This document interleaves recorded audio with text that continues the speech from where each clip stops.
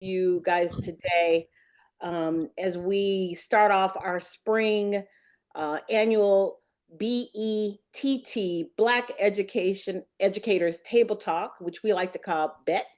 And so this spring, we are honored to be able to focus this March on women's history. And we're going to go a step further, and it's Black Women's History Month for us. And so we are here to have some deep dive conversations about some of the struggles, some of the challenges that Black women face, specifically in higher education, specifically in the California community college system.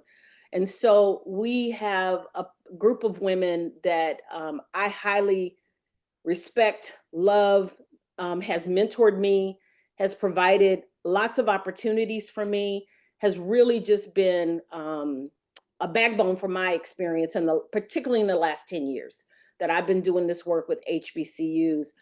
So I can't thank these women enough for always being in my corner and always just being there for me. When you know you got it, when you can send a text message to somebody like Dr. Stroud and you say, "Can you do this?" She go, "Yeah, I'll make it work." I'm in a call with Dr. Lowe and we're on another committee meeting and she goes, "I'll make it work." I send Davin Brown a text message, "I'll make it work." You know that you got the love of these women who really see that what we're doing through P2P is important. And they always show up for us. They always show up for us. So I love you. I just want to say that publicly, that y'all mean the world to me. So let me do some quick introductions and then we're going to get this party started. In the room this morning is also my amazing two colleagues, Dr. Khalid White of San Jose City College. Let's give some love and some shout outs to my one and only, our one and only brother on the team this morning. He's taking a hit for the brothers, but he's going to bring it in strong.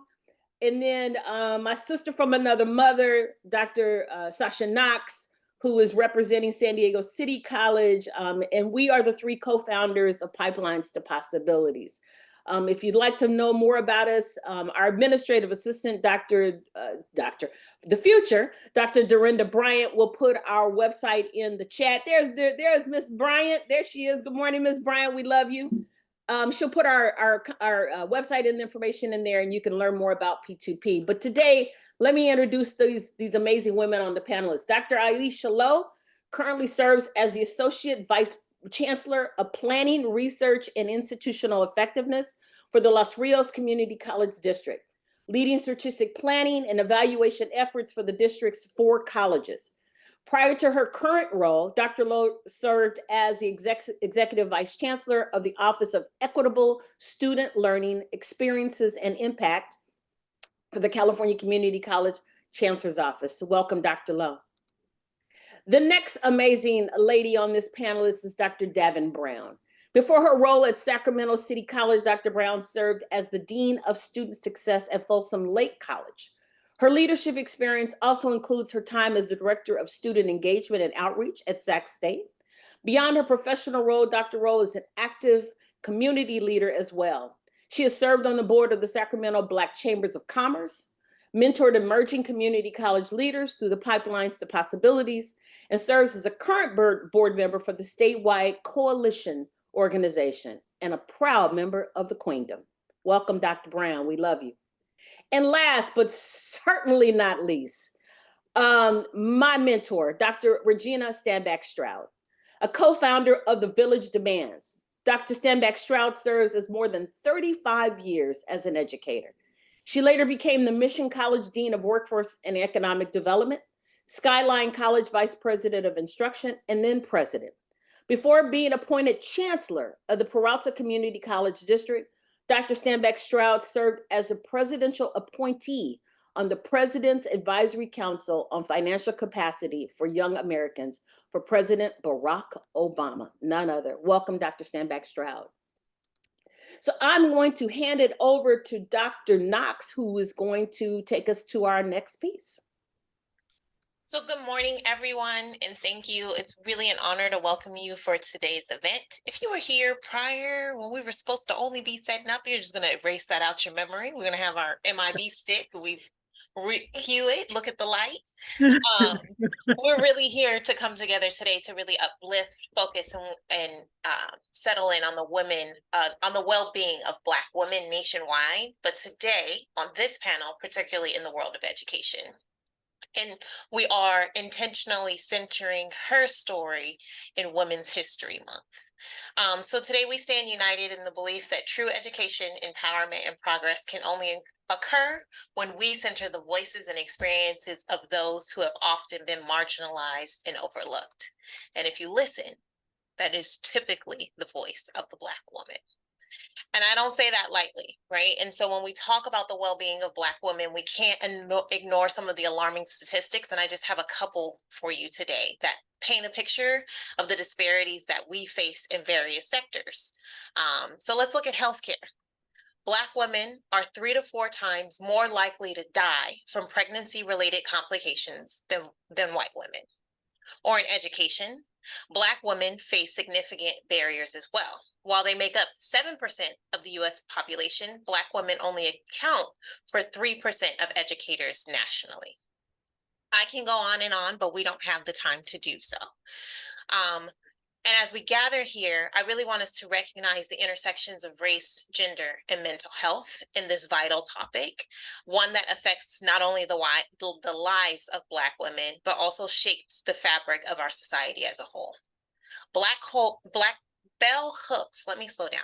Bell Hooks centered this topic in her book, Killing Rage, Ending Racism. She stated, rage is a poor substitute for love, but it can serve as a bridge to love when we acknowledge its roots and confront it in a way that brings us closer to the truth. This quote reflects Hooks' deep understanding of how anger, while often seen as destructive, can also serve as a necessary and transformative force when channeled properly in the fight for justice and healing. We saw this anger and rage appear when we looked at the life of Dr. Antoinette Candia Bailey. And if you don't know, I'm going to show a short clip that illuminates the story of what I'm talking about today.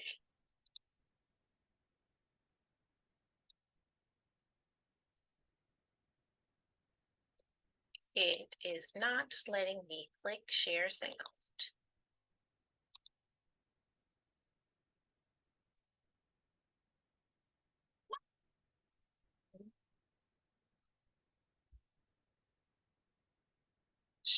In. I tell you what, I know I can share sound. Do you want to put the link maybe in the chat and then I'll play it from here? I sure will. Oh, you know what? It's not letting me do it either. Yeah. Wow, that's interesting.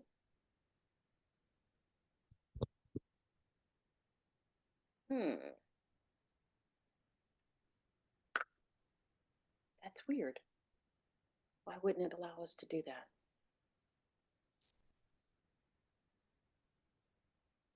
We apologize.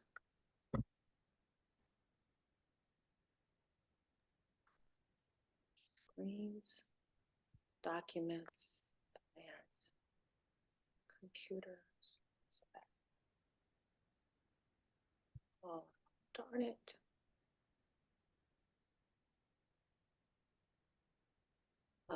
And I don't know why it's not letting us share. Stop share there. You got me. I'm not sure why. Maybe the function of webinar. Well, the show must go on. Amen. And what I will say is, in summary, Dr. Bailey tragically took her life. And in doing so, left a 10 to 20 page letter behind that cited violence in the workplace, her voice not being heard, and numerous mental health concerns that she had faced on her campus. And so I want to give us an honorarium moment of silence to acknowledge that we do hear you, we see you, and we're here today to uplift the voices of Black women in our system, and to also do an enlightenment of acknowledging all of our pathways. A moment of silence, please.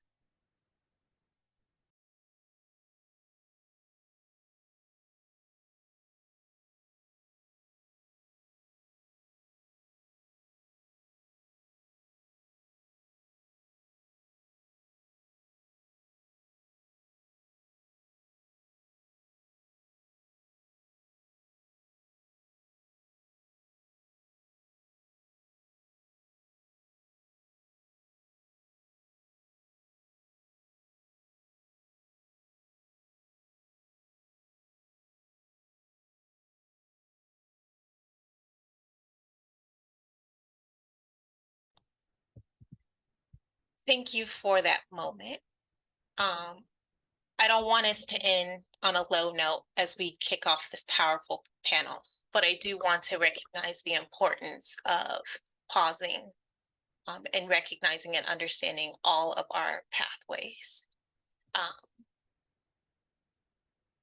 the importance of diversity, equity, and inclusion cannot be overstated, and it's under attack during these times.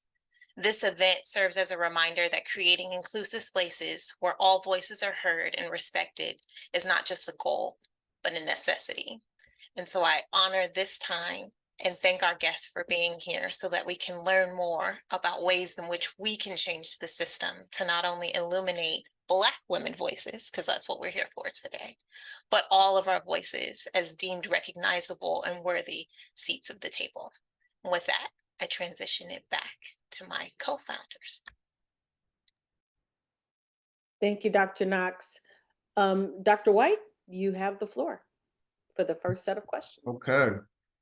Well, again, thank you all for being here, and thank you to our esteemed panelists. We are overjoyed that you are spending some time with the P2P organization, and all of you who are tuning in from coast to coast. We thank you for being here. So I will start it off with the questions. Dr. Knox just mentioned Antoinette Candia Bailey's passing in 2024 as kind of a clarion call for recognizing the needs of mental health and wellness and the challenges that Black women face in academia. So, and this is for all of our panelists, but specifically Dr. Regina Stanback-Stroud and Dr. Aisha Lowe. Have you individually felt challenges in your workplace in terms of your own mental and emotional wellness? And if so, you can expound on it, but what steps do you think that institutions or our system can proactively take to address the well-being of Black women in these leadership roles that you all are in? And this is for all of our panelists, not just Dr. Lowe and Dr. Regina Stanback-Stroud, but Dr. Davin Brown. We recognize you as a leader in our system as well, too, so we can't leave you out.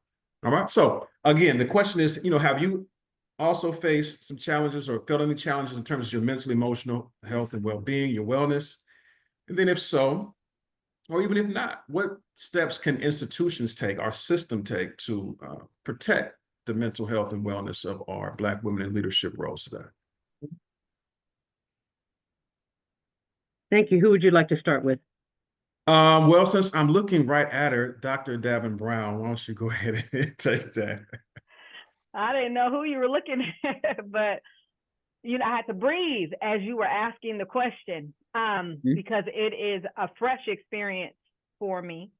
The vast majority, and I say that the vast majority of the folks that I know, particularly the women, and most certainly the Black women who find themselves in higher ed, have pursued this career out of a passion and an interest to be for others what someone was for them. So it is truly hard work for many of us, whether we navigated the throes of community college or we had established mentor-mentee relationships that allowed us to get through a system that is laden with systemic oppression, doesn't see us, but from day to day, but taps into our strengths when it's beneficial.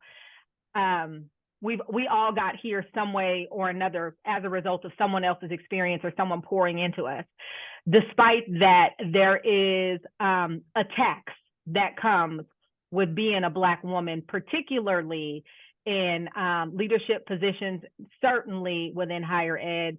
And that's absolutely been my experience. It hasn't been my experience the vast majority of the time, but I have had an experience recently that really tested my mental and physical health. And the reason for that, to be quite honest, is because there are a lot of protections in our system, right? There are unionized entities within employee classifications for faculty members. There are unionized entities for classified professionals. There are not unionized entities for managers. And so the statement that it's lonely at the top, whatever the top means, it's real. And it's certainly real for Black women who often find themselves at the forefront of leading all work, not just DEI work, but all work, right? I like to think, or like to say, we have a strong back. And folks assume they'll just pile things on us. And because we're so accustomed to saying yes, we take it on. But yes, I have had an experience where my mental health was compromised in a way that I never anticipated. And it was recent.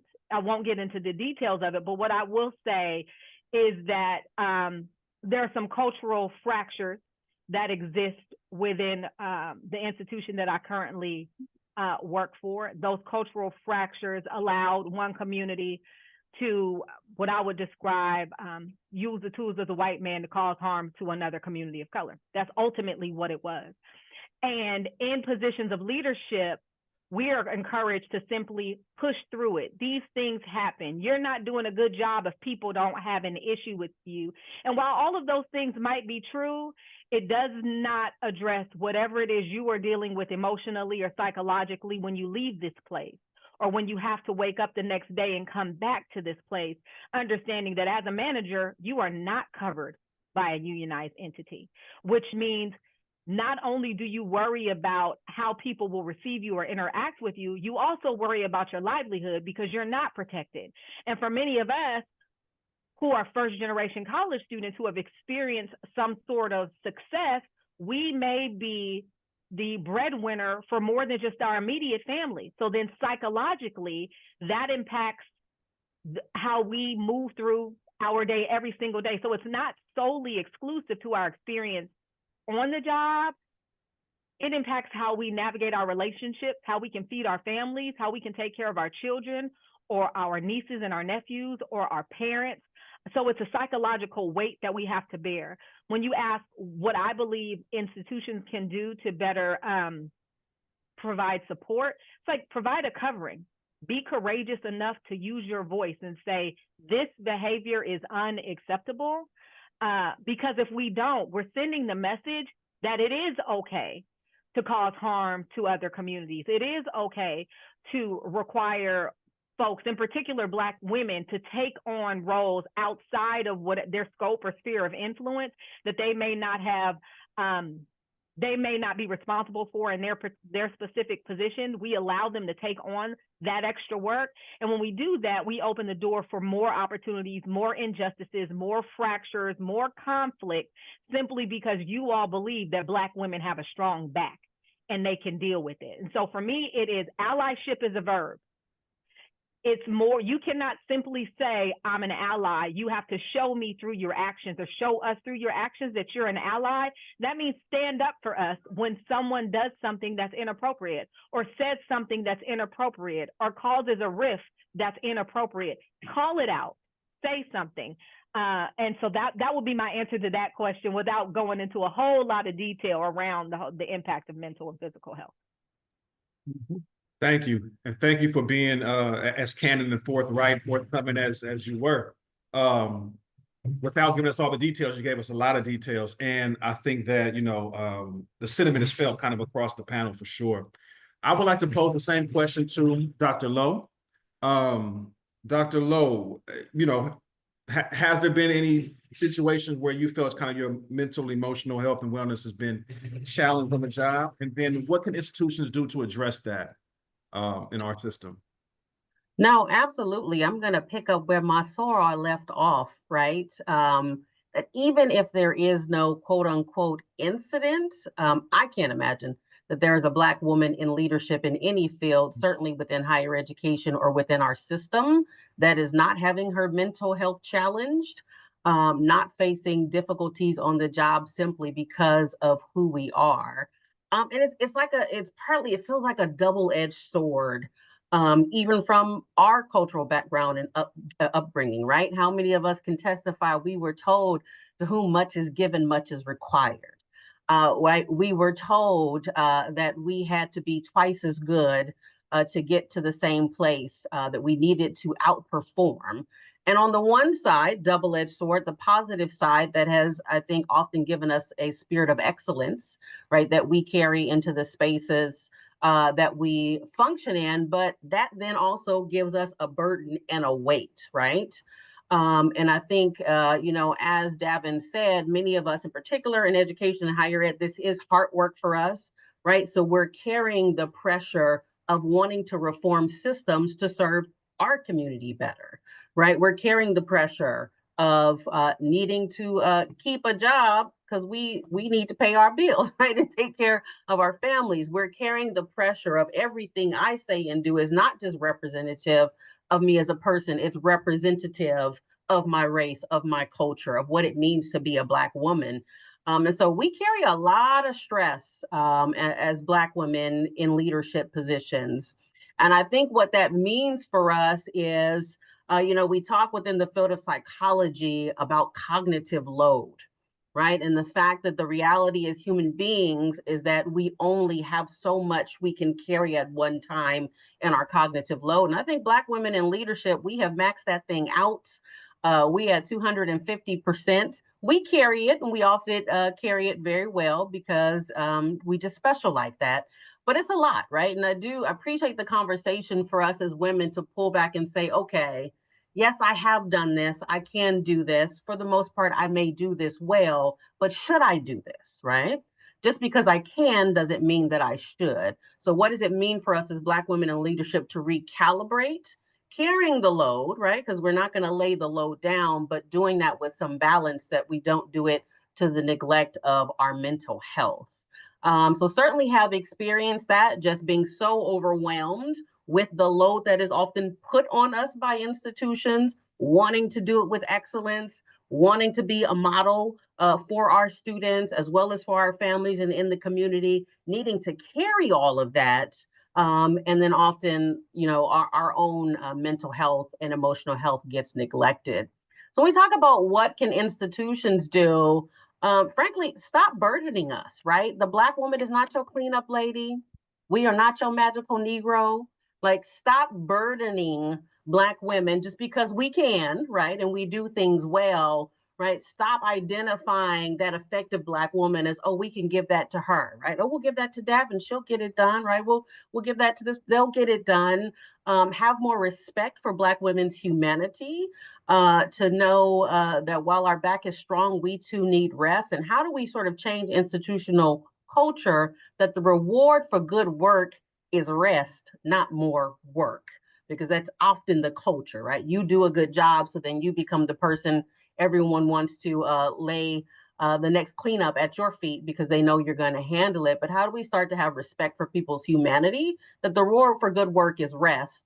And frankly, how can you elevate Black women in particular who have done a good job, right, of helping to right wrongs, of cleaning up messes that you handed to them, right, of setting things in order? How do you then elevate that Black woman so that she can serve as a mentor, so that she can help others raise to that standard, as opposed to continually laying more work at her feet or putting more on her back? I think is something that institutions could definitely be more conscious of and be more explicit in the ways in which they task and burden their Black female leaders.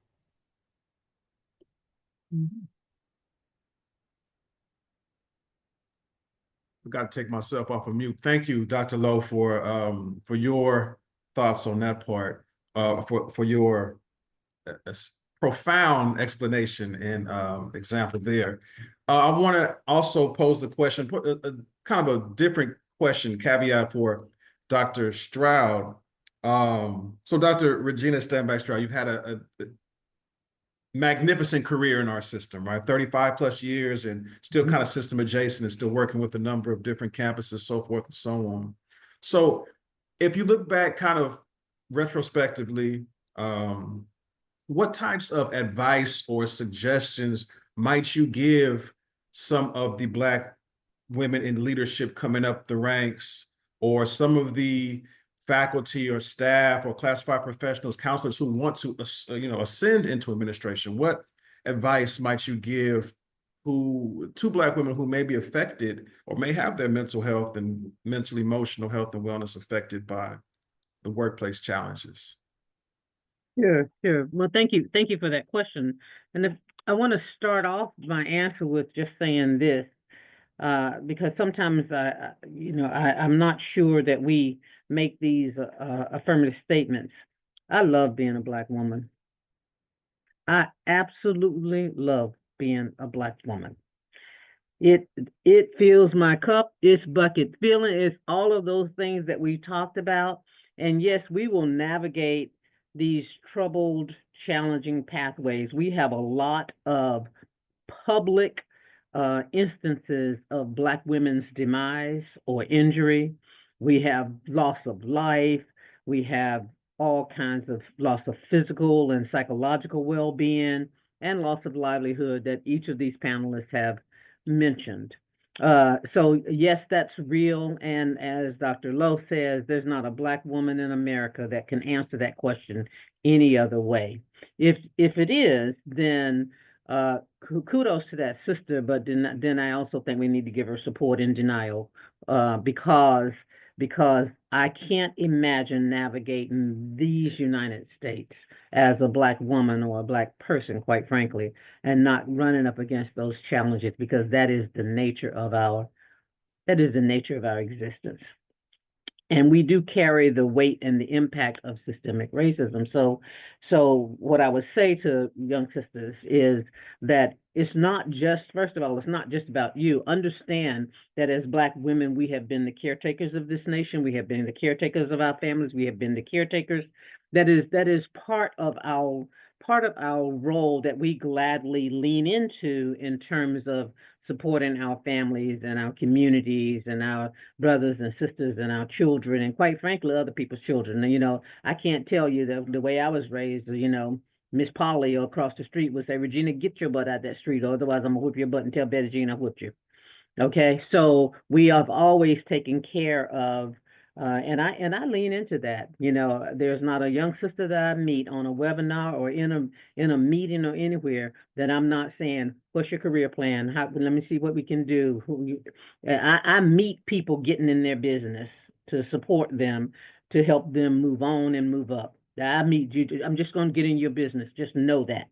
I'm just going to get in your business because I feel like that I owe it to the community and my sisters. So when I say the advice that I would give young women is, first of all, recognize the intersection between your Blackness and your womanhood and all that comes with that. You heard them talk about things like the stressors, etc. There are intersections that you will navigate, and sometimes navigating those intersections will be about navigating things that are real killers, like hypertension, high blood pressure. I remember when I was the dean at Mission College and I hadn't gone home before midnight. Out of 5 years, I hadn't gone home 5 days before midnight, until one day I looked up. I said, you know what, this is going to kill you. They're going to have a moment of silence for Regina, and then they're going to move on to the next agenda item. And so, I had to have some recognition of that. The other thing is, get your stuff together. Dr. Dana Emerson taught me this phrase: health, stealth, and wealth. So health is having some consciousness about your well-being, about your mental well-being, taking care of yourself, about your physical well-being, blood pressure, weight, diabetes, all of those kinds of things. Stealth is about the strategies that you will navigate these systems. All right, and have a strategy. If not, build a strategy. Reach out to a sister or a mentor or an advisor. Build your own advisory board. All right, so it doesn't have to be one. Have an entire advisory board. I need to call Dr. Regina when I want to talk about fiscal. I need to call Dr. Brown when I want to talk about, HR processes. I need, put yourself together an advisory board. All right, and wealth is get your money together. So I'm going to tell you this. I was part for 35 years. I navigated these institutions. I did not know the kind of stress and anti-Blackness and marginalization, oppression, exclusion could exist to the level that it existed. In my experience with Peralta Community College, I know you're not supposed to name names, but their initials are Peralta Community College District. I can tell you it is explicit. And one of the reasons I do that is because I think we conform to all of these rules What it does is it protects the oppressor. All right, so I have zero qualms of calling it out, but I am talking about wealth. So what that means is I was crystal clear about what I was willing to put up with. All right, that means you get your money together, right? So get your financial instruments together. All right, because part of what I was able to do is walk away from something because of my retirement and my relationship with Merrill Lynch. All right, and it takes a minute to get it together, but get it together. And if you don't know how to get it together, reach out to a brother or sister that can support you in getting it together. Get smart about financial literacy. Read Rich Dad, Poor Dad. Do something to have your stuff together and stop going over there giving it all to Nordstrom's. All right, because I had to stop that. I was making Dan Nordstrom really rich, but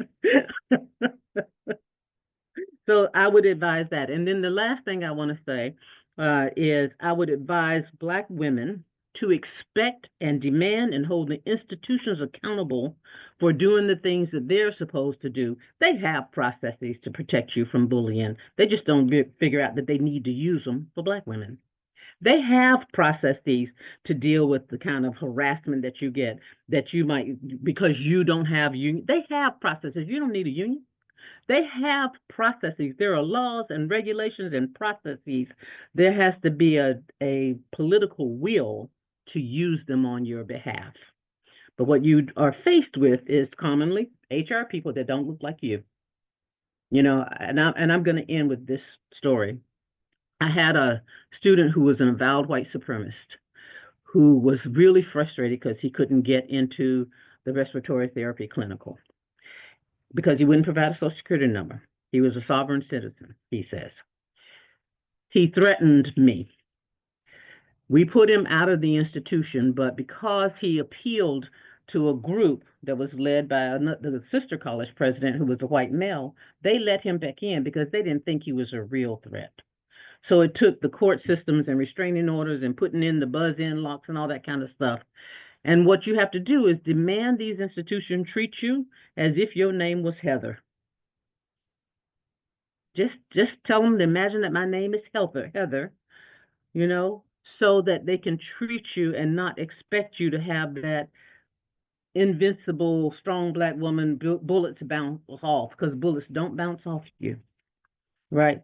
So my advice to the women is to require the institutions to follow their processes and to use their processes on behalf, and to create these cultures, set up cultures, and set up the expectation that anti-Blackness, misogyny, those types of things are not welcome in these institutions. Thank you. And thank you for naming, the names that you needed to name and the experiences you needed to experience. We're really not trying to protect any oppressor. We're trying to give voice to the oppression that yourself and other Black women in our system experience. And so thank you for being, yourself. I would say your courageous self, but that really just is you. That's how you operate. And thank you for operating like that. I'm going to ask Dr. Lowe and also Dr. Brown, in terms of workplace bullying, gaslighting, the experiences that Dr. Stroud kind of, mentioned, and the things that you've experienced, what are some ways to respond? Dr. Regina just mentioned, trying to make sure that the institution creates a culture that does support, and that you can put demands on the institution to follow up with the things that they're supposed to follow up with, right? Or in her words, get them to treat you like your name is Heather. What other applicable strategies or suggestions or ways can you suggest that women in higher education, Black women in higher education in our system, respond to incidences like these? And I'll start with you, Dr. Lowe, since I started with Dr. Brown previously.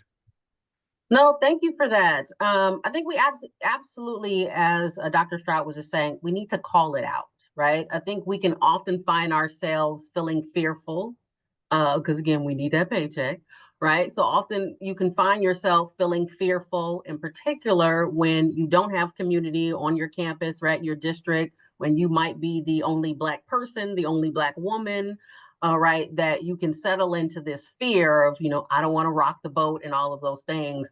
But I think we absolutely have to call it out, right? You have to call it out. You have to hold people accountable.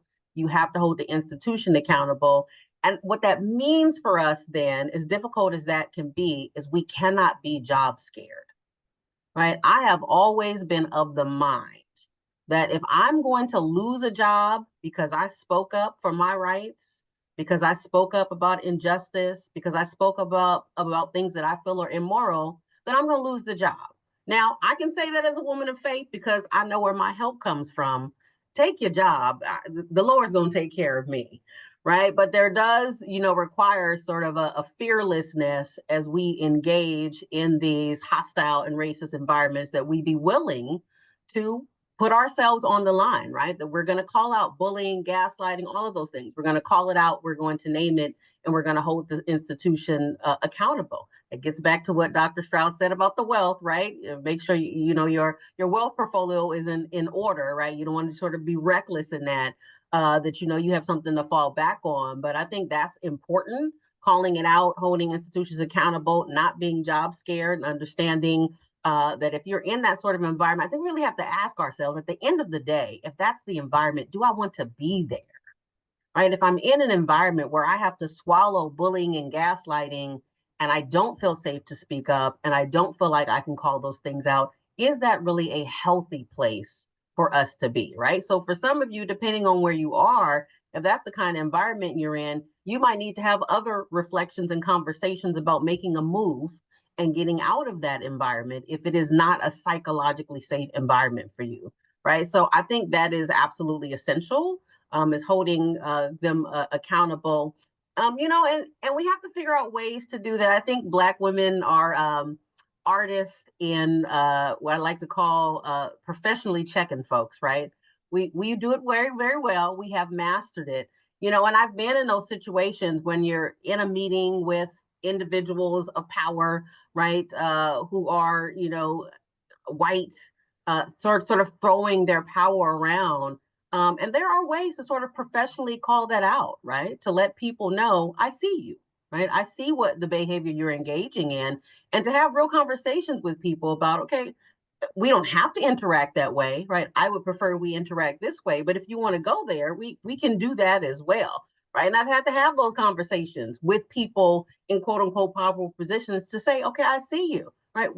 What's up with all of this passive aggressive, right, backbiting we've got going on here, right? I'd like to have a collegial, right, and respectful interaction with you, but if we want to do the tit for tat, we can go there if that's what you would prefer. All right. And it's like, and I don't have to get angry. I don't have to raise my voice. I said it as matter of factly as I just said it right now. But it takes people aback. It causes people to have to reflect on their behavior and their actions. Because to Dr. Stroud's point, if we don't call it out, then they will just continue. And it will go unchecked. So I think that's absolutely essential for us to have that courageousness to call things out, and to know there may be consequences for that, but we have to ask ourselves if we're willing to face those consequences, so that we can protect ourselves and so that we can help shape the environment, right? Because if it's happening to you, it's happening to someone else as well, right? So it's about more than just what's happening to you individually. I'll toss it over to my Sora. Wonderful. I appreciate the toss, Sora. Do it scared. So Dr. Lowe shared, the what's necessary into leaning into this with a sense of courageousness, right? Because there is a lot at stake. As mentioned in my previous response to the first question, a lot of what we worry about is losing what we've secured along this journey, which is often our livelihood, our professional reputation, things of that nature. But I was taught coming into this work, if you operate with a high level of integrity, you can sleep well at night and you're going to be okay, right? And so what immediately comes to mind. One is the idea of doing it scared, but also last week at CSSO, we had the great honor of hearing from President Dr. Ashanti Hands, president of San Diego Mesa College, on the first official day of the session. She was the opening keynote, and she shared this poem about doing things anyway. And the poem goes as stated: people are often unreasonable and self-centered. Forgive them anyway. If you're kind to people, if you are kind people, make excuses of If you deal with people who make excuses or present ulterior motives, be kind to them anyway. If you're successful, you will win some false friends and some true enemies, but you will succeed anyway. If you are honest, people may still cheat you. You should be honest anyway. What you spend years building, someone can destroy overnight. You gotta build it anyway. If you find serenity and happiness that makes other people jealous, you have to be happy anyway. The good you do today, people will often forget tomorrow, but you have to do good anyway. What that tells me is, even in these moments when we are scared, we have to lean into the work anyway. We have to do it scared. If not for yourself, for the young Black woman that comes after you, who occupies that seat, because you won't be the first, nor will you be the last. And if you don't set a tone of expectation for how these institutions treat other Black women and other Black women leaders when it comes to workplace bullying, when it comes to gaslighting, when it comes to implicit bias, when it comes to stereotypes, then you have not done your job. So some strategies that immediately come to mind for me, in the spirit of doing it anyway, recognizing and documenting inappropriate behavior. It might feel like quite the task, but when you identify patterns of microaggressions or instances of exclusion and things like that, you're now beginning to document detailed reports of these instances. So when it's time to take that to HR, you already set in stone. We have this phrase in our community: if you stay ready, you ain't got to get ready. Stay ready, right? Set clear boundaries and respond strategically. So that means things like addressing inappropriate behavior firmly yet professionally. And I say firmly yet professionally because we'll show up and we will be assertive and we'll be direct. And then that is translates to folks, oh, she has an attitude. No, I'm just a direct communicator. That's why it's important to document along the way. Something else that comes to mind is leverage your support network, your sister circles. One, because you're going to need to vent and get some of this off of you, but you also have to find allies in leadership, in human resources, and among your peers who can amplify your voice and advocate for you when issues of fairness or issues of inequities come to pass, and you need somebody else speaking on your behalf. Absolutely engage leadership in HR effectively. You cannot take this on by yourself, nor should you be expected to. It is an unreasonable expectation to tie my hands behind my back, but then tell me to figure out how to get them off. I didn't get myself in this situation, so I should not be solely responsible for getting myself out, right? So engaging leadership and HR leaders around policy violations. Root everything in a policy, because often that's the language that they speak. Well, it doesn't violate a policy. It absolutely does. Find the policy that it violates, even if it's as simple as a contract policy that speaks to the expectations of professional communication in the workplace. Policy violation, address it. I would say strengthen your executive presence. Now, this is not something that many of us tend to have an issue with, right? We walk into places where we are often very confident. We walk into places when we may carry an authoritative tone. Continue to do that, but lean into your lane of comfort. So what facts, what data, what solutions, what credibility do you come with, and lead with that? Because when it comes to data, things are irrefutable. People can have opinions all day about how you communicate, how you present. You can't have an opinion about what these numbers tell you. right?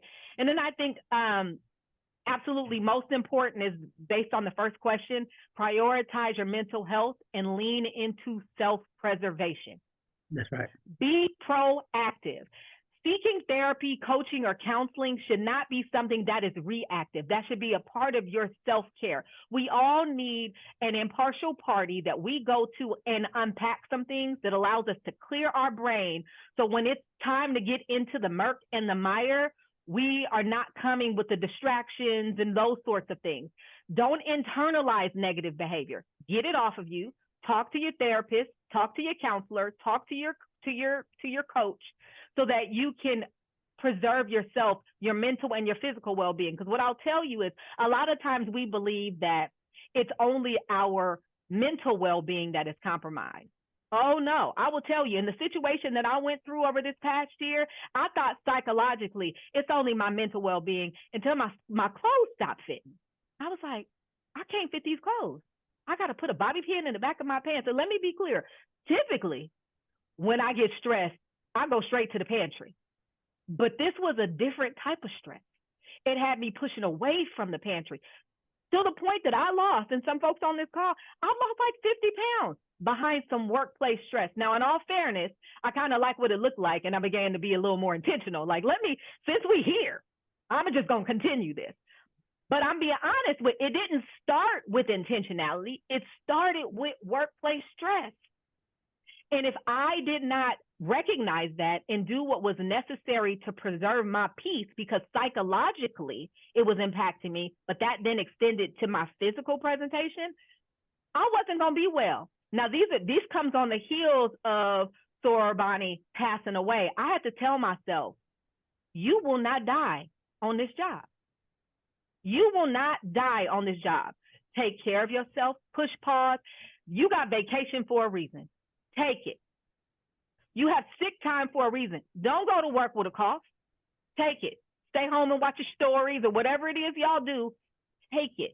Take care of yourself, because I promise you, as Dr. Stroud earlier said, soon as you're gone, they're going to have a moment of silence and then move on. They're trying to figure out how to revamp that JD, put it back out there for a national search to see who else they can get to not only be in that role, but who could replicate the work that you did, despite the fact that they only took a moment of silence for you. So you take that vacation and that sick time to preserve both your mental and your physical health.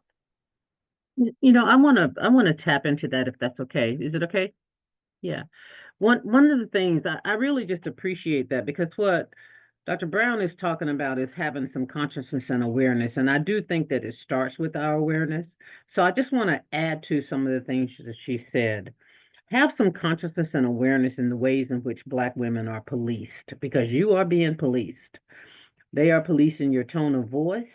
And so that policing of the tone of voice will be more concerned about how you're saying something than about the oppression that you're speaking about. They are policing your attire, your style of dress, your hair, your makeup, your presentation in general, whether you are fit or not. They are policing how much you participate, how much you engage, whether they see you or not. You're there too much. You're not there enough. You don't walk around. We didn't see you in this building. We didn't see you in that building. She's never in her office. You know, all of those different things, all of that is part of the policing that you undergo relentlessly. So one, I want to say is have some consciousness about that. Also have some consciousness about these dynamics. And one of the things that I really want to point out is some of the dynamics, and I think Dr. Brown referenced it and Dr. Lowe referenced it. Some of the dynamics are hidden under things. So for an example, very normally there is a structural tension between faculty and administration in higher education. And nobody bats an eye. This ain't about race, Regina. This is just, there are issues between faculty and administration, et cetera. But because you can't overlook the overwhelming whiteness of the faculty in our system, and if there's going to be diversity, it's found in the administration, not always. And so you cannot ignore those racial dynamics that are inside the regular structural tensions of higher education. You have to have some awareness. Because a lot of times you think you're talking about shared governance, you think you're talking about a budget decision, you think you're talking about transparency and communication. I'm telling you, you're talking about race. And so you have to have some, and it took me, look, a long time to figure that out, right? So have some consciousness around that. And then also have some consciousness when you're buying into and when somebody else is trying to put you into that strong Black woman schema. I mean, we literally buy into it because we don't want to let them see us sweat, and that carries a form of stress and anxiety and depression and pain that is unrelenting, that is psychologically and physiologically exhausting. And so just having some awareness of that allowed me to give myself permission to be tired.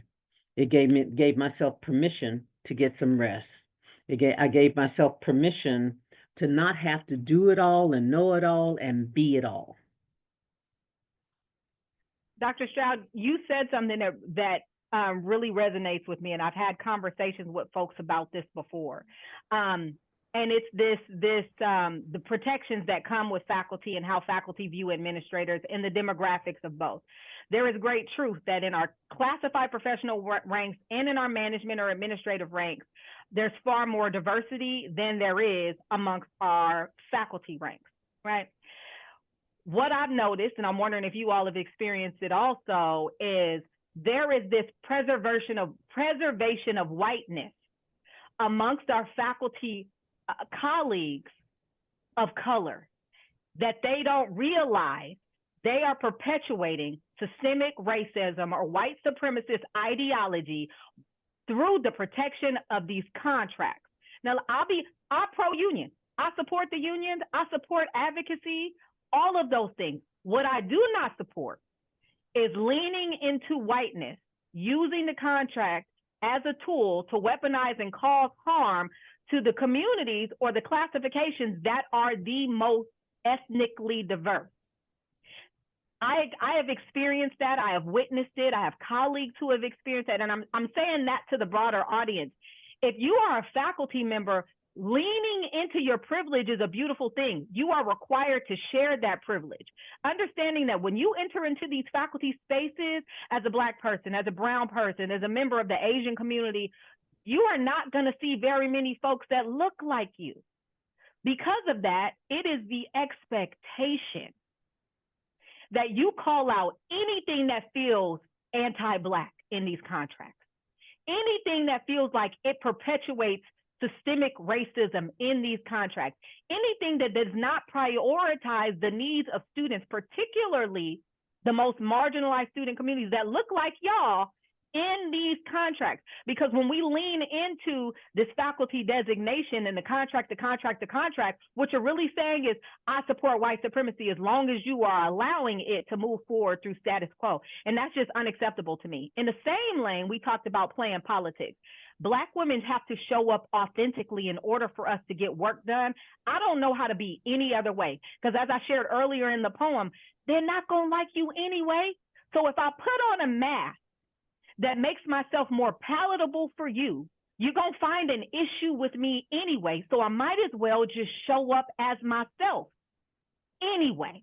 I'm going to do that because what I tell you, playing politics does nothing but protect the status quo. The status quo is rooted in white supremacy. So ultimately, you showing up with that mask every day is perpetuating white supremacist ideology, equity warrior. So you got to make a decision about what it is you really want to do. You want to show up about yourself as your true self and get this work done, or you want to understand where these traps are set and figure out a way to move them out the way for those that come behind you, because that is your responsibility. So. Woo! Amen to that, Sora. I mean, just real quick, that is an important call to action for our Black and brown faculty. You sit in the most privileged position in this system. The power of faculty in this system is mind-blowing. We all should know it's not like that in every state, and it's not like that in every system. So that's for right. Black and brown faculty, you sit in a very, very special position of privilege. You have to utilize that to call things out, to dismantle these systems, because you have a level of protection that the rest of us do not have. Sorry to put more on you, but we need you to step up. Sasha, what's your favorite line about dismantling the master's house? Come on, give it to me. The master's tools will never dismantle the master's house. Audre Lorde. You gotta be the voice in the room. You have to. You don't have a choice. You have to be the consciousness in the room. We have always been, Black folks, been the conscious of this country. Without us, this country is in trouble. And it continues. Without us, there is no country. Come on now. We are the conscious, the spirit, the soul, right, of this country. So we need to be that same thing in those environments. Right. Same thing. Yeah, I'm going to move to the next question. It's not lost on us, like faculty understanding. It's no shade. There's no shade. Like, we understand the role that faculty plays in order to get this work done. Our students need you to complete whatever their educational goals are. Absolutely. But your responsibilities supersede what you do in that classroom. They do. Like, you can't be an educator and say, I'm an educator, but I'm only an educator in this box. Right. Because that student sees you as so much more. They spend so much more time with you outside of the classroom, thinking about the wisdom that you are imparting in them while they're doing their homework, while they're doing their projects. You have the ability to affect change. If that's the case, be responsible with how you affect the change and help lead us toward change, opposed to being a cog in the wheel that keeps us spinning in the same place and making no progress. I'm gonna get off my soapbox and let y'all laugh today. But I'm gonna lead this next. I'm gonna ask all three of you this next question, because this leads into this next question. So you're talking about students seeing faculty in the classroom, yada yada yada. So this idea of this mentorship is happening, right? This piece. What roles do mentorship play in fostering resilience and well-being among Black women in higher ed? I've said to all three of you, particularly Dr. Stroud, who I see as a mentor for myself, what role does that play? How important is it? Why should we engage in it? Formally or informally, right? Why is that such a critical piece? Dr. Stroud, I'm going to start with you. Well, thank you.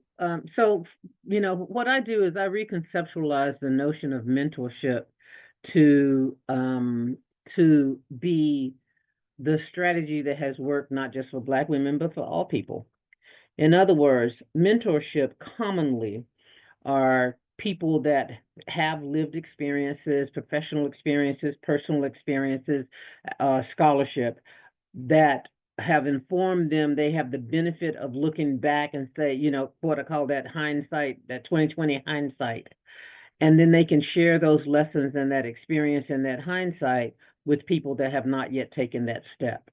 And so the other thing that mentors can do, though, is that they help you build your strategic plan on how you're going to advance your agenda, your interests, your career, yourself.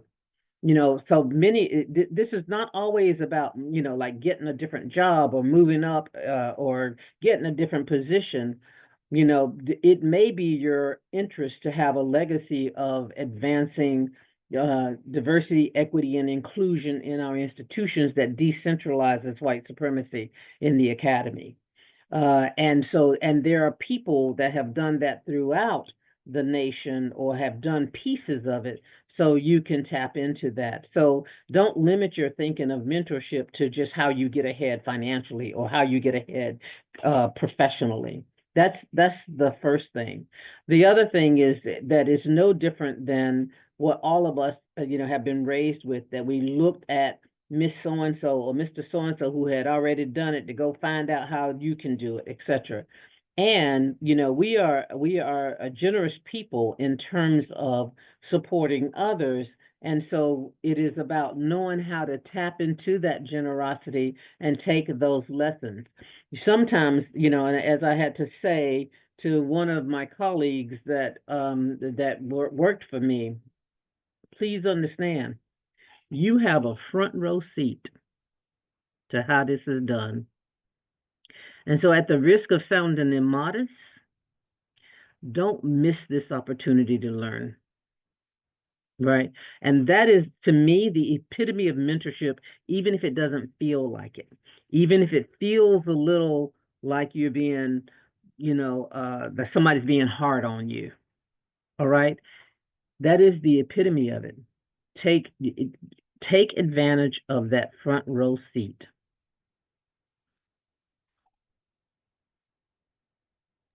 Dr. Lowe, what are your thoughts about this idea of mentorship? No, I agree with Dr. Stroud. It's absolutely essential. I will add to it, though. I got to read a book a few years ago that I would recommend. It was called, if I'm getting the title right, Forget a Mentor, Get a Sponsor. And I think it's important for us to hold those two ideas in tandem, right? So mentorship, as Dr. Stroud was just talking about, someone whose pathway or their character, right, you want to model, that you're going to sit up under their leadership and their tutelage and watch, right? Watch, listen, and learn. Mentorship can sometimes fall into that realm of sort of like coach, right? Someone with whom there's perhaps more of a personal connection that you can ask questions, get advice, work through difficult situations with them and glean from their wisdom. Absolutely essential. I think we need to add to that, and I think it's particularly important for us as Black women, is something that we have not always had, getting a sponsor, right? So the idea of a sponsor that is slightly different from a mentor is this idea of someone who is often in a position above you, right? In a position of leadership above you, who you are explicitly going to ask them to engage in a reciprocal relationship with you, where they are going to open doors for you. They're going to provide opportunities for you. And in exchange, you're going to help them, right, fulfill their goals, to fulfill their mission within the organization, within the institution. But you're asking them in some ways to be an advocate and to have your back, right? And to help clear the field for you. And it's reciprocal in the sense of, often with a mentor, that can often be more one-sided, right? The mentor is pouring into you, modeling for you, providing you with support. With the sponsor, you're entering into more of a reciprocal relationship of, I want you to play this role of advocate for me, right? To clear the road for me.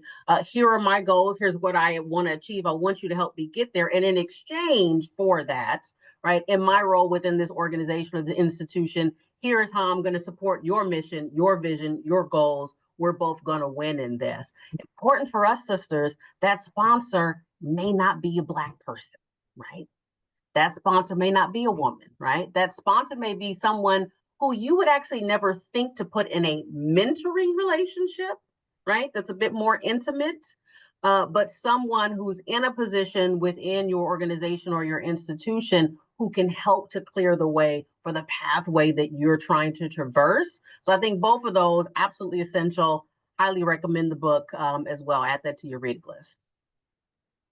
I appreciate that you said that. And as a matter of fact, there are two instances in my career where I can relate to that. The first is when I first came to California, I was trying to get a job, but I was waiting for California has to ask North Carolina, does this person have a nursing license? North Carolina got to tell them, you got to pay for them each to ask the question, then answer the question, all that kind of stuff. All that boils down to is that, it took about 6 months for California to recognize my license. And when I finally did, I went and applied for a job at UCI. I wanted to go into a kind of a research department looking at some issues around healthcare. And there was a white woman named Elaine Sarah. And I had to do a demonstration, and I did a demonstration on the sexual functioning of a person with upper motor neuron destruction to the spinal cord. And she said, now amazing that I remember that because I can't remember what I had for lunch yesterday, but she said, you need to be in teaching. So I didn't get the job, and I was really upset that I didn't get the job, but the truth is that they were right. There was somebody that was better than I was for that job. But she called over to the community college and said, I just met this woman that you all need to meet. I'm brand new in California, so I didn't go to the community college. I couldn't even told you what they were. I didn't know that they had things like community colleges and you can go for free. All right. The college called me and said, we have a position that is a nursing faculty position. We'd like to invite you to apply.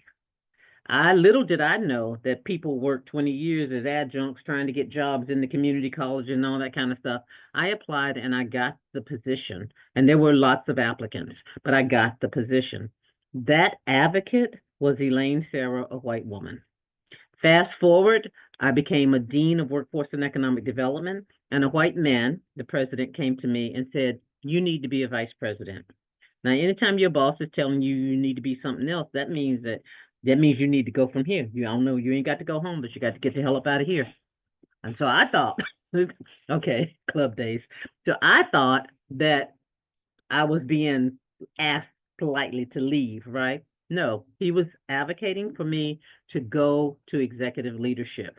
And then he started using his position as the CEO to talk to other CEOs saying, you need to look at this person. So he recognized it, the talent or the skill, etc. So he was an advocate. He wasn't a mentor. He was an advocate. I did have mentors also. So I appreciate you bringing that out. Dr. Brown, you've Yeah. served as a P2P mentor. I did. I've seen you mentor more young Black women than I think anybody else I've seen in the last year. Give us your thoughts. Well, you know, it should be no surprise. My thoughts align with Dr. Lowe's very much, considering we make great decisions, right, based on our organizational affiliations. Kiwi Soror. Oh my Lord. This has been very painful. Can we? You know, it's always going to be Any there. deltas in the house? Just put it in the QA. I'm sorry, It Dr. always comes Stroud. back I'm so to- sorry. Listen, Always comes back to I'm gonna bring it home to include you, Dr. Stroud. I promise I got your back. But I have to say, when the question was asked, I immediately went to sponsorship over mentorship, which is interesting because my research is rooted in the role that mentorship plays specifically for Black men navigating historically white institutions, right? And the reason for that is because mentorship plays such a significant role in my journey from K-12 through even my seat now. I could literally rattle off from Miss Coffey to Miss Davis to Miss Thomas to Miss Jackson to Mr. Laval to Mrs. Swarthout to Sansia Lilly to Melanie Dixon. Like, my entire career has been modeled after folks that I would regard as mentors, right? And it's their shoulders that I stand on. It's because of them that I am here. They are not all Black women. They are not all women, right? But the difference maker for me is when it came to sponsorship. So yes, you can have a mentor. Yes, there's someone who can pour into you. A mentor doesn't necessarily have to be someone older than you. They just have to be someone who has a different set or an elevated set of experience or insight that can be imparted on you within a certain lane. Okay. A sponsor is the one that says your name in rooms that you are not able to enter. That's right. A sponsor is the one that says, you looking for a VP? I know the perfect person. And then speaks and talks you up in those spaces.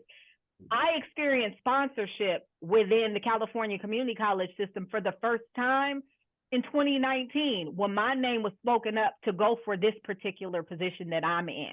I've got the perfect, now I wasn't convinced that I was ready, but because folks paid attention to me and they're like, you're born ready. On your worst day, your 10 is everybody else's 20. And whether you believe it or not, I'm still going to call your name out in this space. They're the ones that clear the path for you. They're the ones that sit down with you and say, hey, I got you this meeting. These are some things that you're going to need to cover.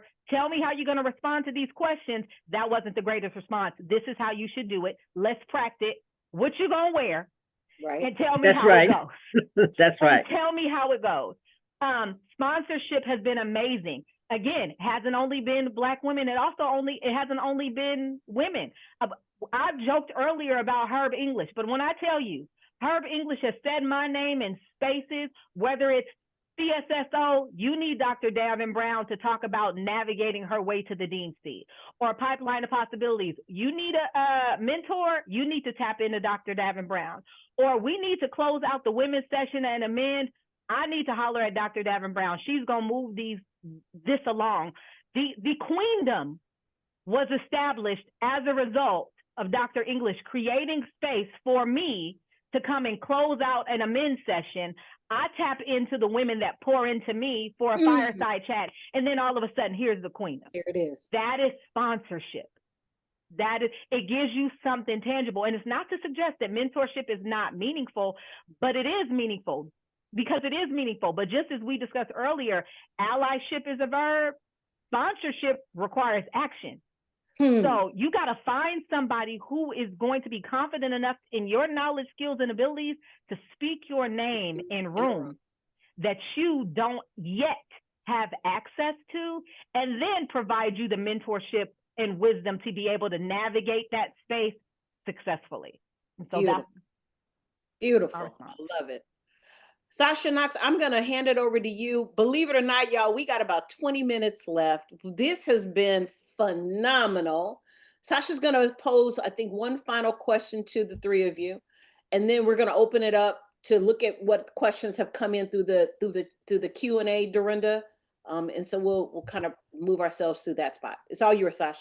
Yeah, and I can validate. I believe, Mrs. Bryant, all of the questions have primarily been answered from the community chat. So we have been able to successfully do that. All right, guys, we got 20 minutes. That's it. They're going to kick us out of here. They're not going to even give us a warning. It's just going bloop, bloop, lights going to go out. All right.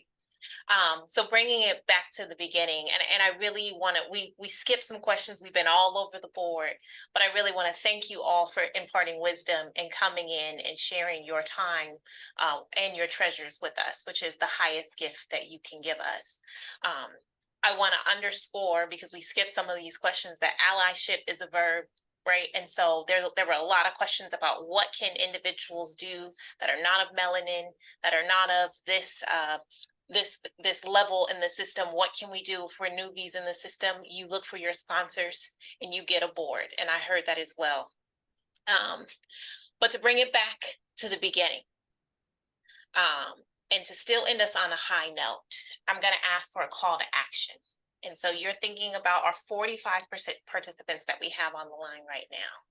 If Dr. Bailey's passing serves as a call to action for us, what concrete steps should be taken immediately to ensure that her struggles are not in vain? That's a heavy one. I'll give us a pause. And then I'm going to go, because the finer has to kick it off. I guess I'll give it to Dr. Brown. I guess. Hey, don't go bang. We don't have time to be gang banging in here. Because I'm not the finer, I'm the first. Oh, I know. I said the finer just kicked it off. Kidding. Oh, it's a heavy, it is a heavy one. That is a heavy one. And I'm not sure that I even have a response in the moment that can do it justice, because it's so close to home. Because Dr. Bonnie was a Black woman, because she was a vice president of student affairs, student services, because she was a member of my organization, because she was committed to advancing success for all students, particularly Black students. It aligns so much with the work that I do. So it's heavy, it's hard. We have to remind ourselves through our actions and through our thoughts that the weight of the world is not on our shoulders. Because as Black women, I'm the mama, I'm the wife, I'm the cook, I'm the nurse, I'm the Sunday school teacher, I'm the stylist, I'm the disciplinarian, I'm the nurturer, I'm the listener, I'm the leader. We don't ever feel like we have a time off, ever. And so, and all of that was our personal life. Now it had nothing to do with what we do Monday through Friday, 8 to 5, right? And so it's not lost on me that we wear so many hats. Boundaries are a beautiful thing. There is a book by a Black woman that I would recommend to anyone who asks me. It is not rocket science. It's a very easy read. It is called Set Boundaries, Find Peace. Set boundaries, find peace. And so when I think about what we can do to not have more experiences where a woman, any woman, but certainly a woman of our community doing the good work, the heart work, doesn't find herself in a place where she feels like the only way out is to end her own life, we have to set boundaries. Personal boundaries and professional boundaries. I will tell you, there are a whole lot of people who think they know a lot about me in the work environment. They do. I know so much. You ask them, all they know is she's a VPSS and she really loves her son. Because I talk so confidently about my kid and I share so much about my kid, folks believe they know about me, but I set a boundary. And the reason for that is I need to be able to navigate this space after hours in a way that allows me to feel comfortable and without unnecessary pressure, because we're already in public facing positions. I have to be mindful of who I interact with and who I engage with already. So I'm mindful about how much I give to folks. So setting the boundary is important. Dr. Shroud talked about being at work until 12 a.m. We ain't doing that in 2025. That's right. Unacceptable. We're not doing that in 20. If your work day, and granted, in executive leadership positions, you're gonna have evening commitment. That's okay. Quitting time is 5 p.m. You don't have to respond to an email. Do not. Your weekends belong to you. If you don't have a board retreat, if you don't have an event that you need to go to, you don't have to be available. You don't have to answer your phone. Like, we have this plantation mentality, like we've got to be available to all people. We have to be all things for all people all the time. No, you don't. This ain't social media. Your phone does not need to be on alert every time somebody reaches out to you to solve their issue. I've had to coach up in situations, folks who I report to on how to solve an issue that they rightfully should be resolving. If I had set a boundary, I wouldn't have taken on the great amount of stress. So my response to that question was set and respect the boundaries. You absolutely have to, because when you do that, you then prioritize yourself. You're leaning into self-preservation.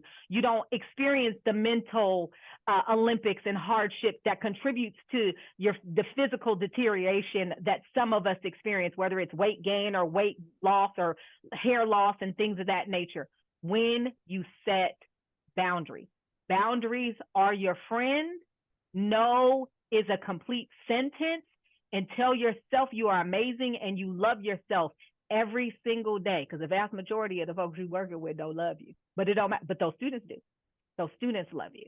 So that's what I would say. Boundaries are a must. Set boundaries, find peace, lean into the book, and take care of yourself. Sasha, I would say amongst that list. So first of all, I really appreciate that list, and I love the boundary setting. That I probably learned that about 34 and a half years too late. So I would say that my call to action would be get your board together. And when I say get your board together, that means get yourself together. Remember, health, stealth, wealth. Get your board together. Identify your purpose. Know what you're working on. Know why you go in there every day.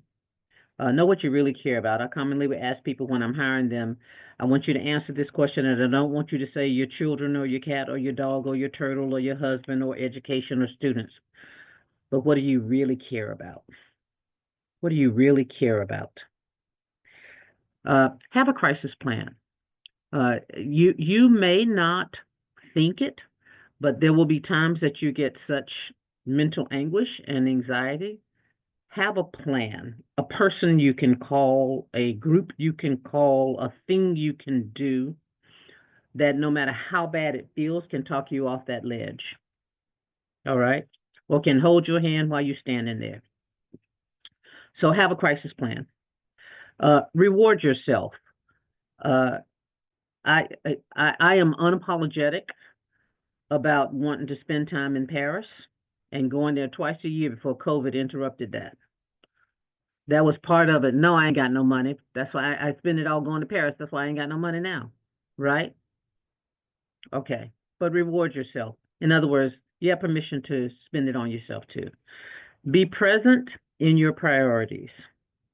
I cannot tell you how I I replay tapes of whether I was present at the moment that it mattered at home for my young son's experiences.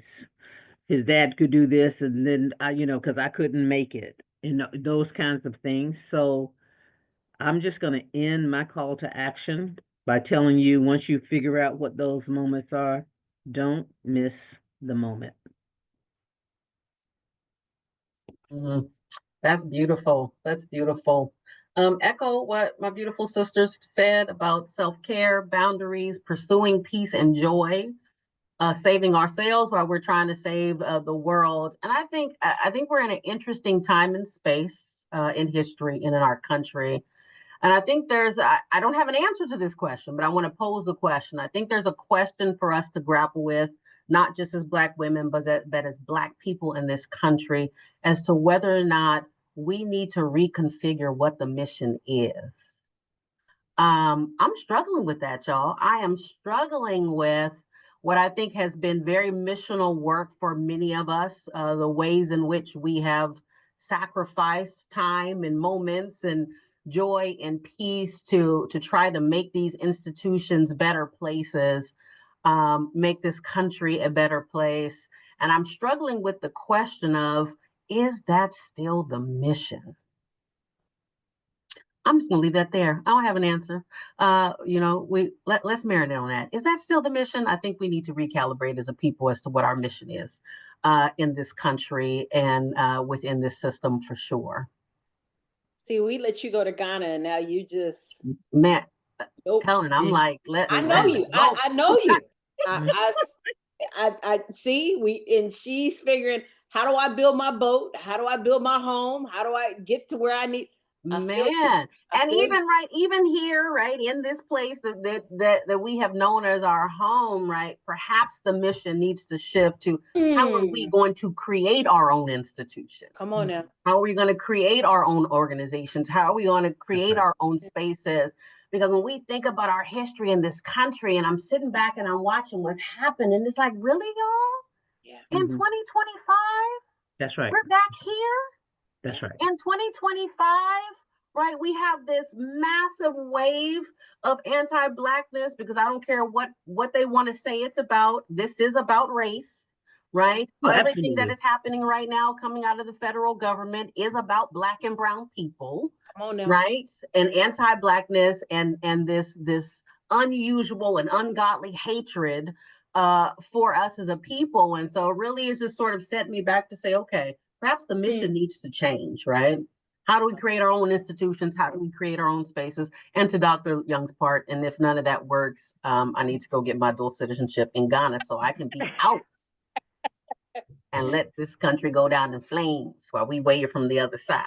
Well, but one of the things that I do want to say, just to give this all some perspective, is to understand that this is not the first time that the U.S. has gone through Reconstruction, because make no mistake about it, that's what this is. All right.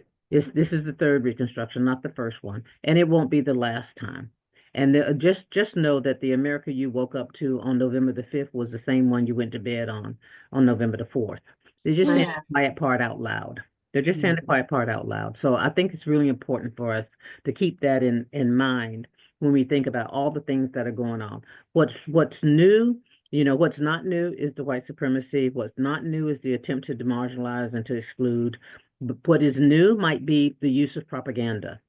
What is new might be the fact that you have an avowed open white supremacist in the highest office of the land. What's new is the dismantling of the government, all being allowed by the so-called people who love freedom and who are patriots, the dismantling of our democratic structures. Those are new things. This too will pass. Right. And I don't mean to look at it in a passive way, but know that we are going to move through this, and that I have complete optimism that this nation will survive. Doesn't mean that it won't be pain and misery, but I have optimism that we will get to the other side of this. And in the meantime, I think Dr. Lowe is absolutely right. So what's the mission? What's the mission? The mission has to be something that we all agree upon. What I've noticed, especially when it comes to this DEI work and this commitment to equity work, is everyone is committed to the posh terminology, right? But the shared definition and understanding is very different. Yeah. And so we can't be on the same page if we have a different definition, because how can you move toward a shared goal with a different understanding of what exactly it is you're trying to achieve? Right. So when we talk about what's the mission, we all, folks on this call, our sponsors, our mentors, our mentees, our colleagues, have to buy in to the same mission, have the same understanding of terminology for us to move this work forward. Was when there is greater clarity, there's greater progress. When there is confusion, then there's status of the we're maintaining the status quo, and we all know that to be unacceptable. Yeah. I have the due diligence of closing us out. We've got about 5 minutes left. So again, we just want to say thank you. I want to acknowledge there was one last question in the chat that we weren't able to get to. So we will make sure to send something out along with the recording. I answered it. Oh, we did answer it. Thank you. So today we just uplift the stories and emphasize the need for mental health support that is a cultural, competent, accessible, and empowering for all lives, but particularly today, Black women. Let this moment reaffirm our collective commitment to breaking down the barriers that prevent Black women from living their fullest, healthiest lives mentally, emotionally, and physically. Together, we can move toward a future where every Black woman is seen and supported in every aspect of her journey. And perhaps we just change the mission on what that looks like. Thank you all again for being a part of this critical conversation. Let us go forth and engage, and most importantly, continue to uplift and advocate for Black women everywhere. Protect Black women. We thank you, we thank you, we thank you. And with that, we close out. Thank you, everyone. We love you. This has been a dynamic panel. It just don't get no better than this, as my husband loves to say. And thank you for sharing not just your voice, but your hearts with us today. Awesome. Absolutely. It was a pleasure. Thank you, everyone, for joining us. We appreciate it. No bucket dipping. No bucket dipping. No bucket dipping. I'm sending that. Listen, Dr. Knox, I'm sending that to my son. I'm gonna use it on you dipping, you're bucket dipping in two different ways though. Oh yeah. Oh yeah. You're dipping in my monetary bucket, but you're taking my piece. Both of them. Right? That's gonna be a new saying.